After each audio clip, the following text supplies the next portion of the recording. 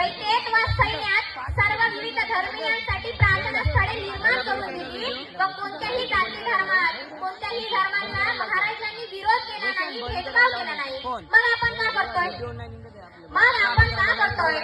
आज समाजात जातीवाद धर्मवाद एवढा मोठ्या प्रमाणात वाढला आहे की सोशल मीडियावर तर जात आणि धर्म याचा नुसता धुमाकूळ पेटलाय.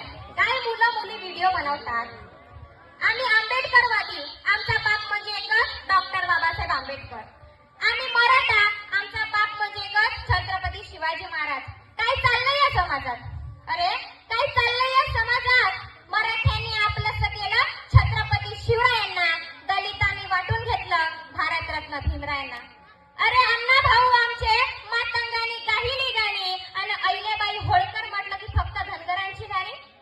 महात्मा फुलेंना घरी न्यायला जमले सारे माडी आणि महापुरुषांच्या विचारांची इथेच झाली होडी. खर तर यांचे विचार एवढे मोठे आहे की अवघ विश्व जरी पेंजून काढलं ना तरी अशी विचारधारा मिळणार नाही. म्हणून शिवजयंतीच्या निमित्ताने तुम्हा सर्वांना एक सूचना आहे, लक्ष द्या इकडे.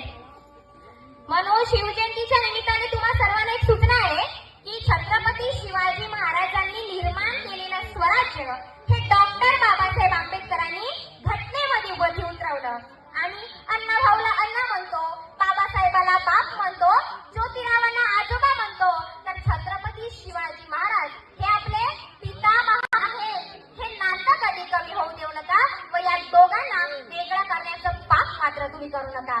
कारण दोनच राजे इथे गाजले कोकण पुण्य भूमीवर, एक त्या रायगडावर, एक चौदार कड्यावर.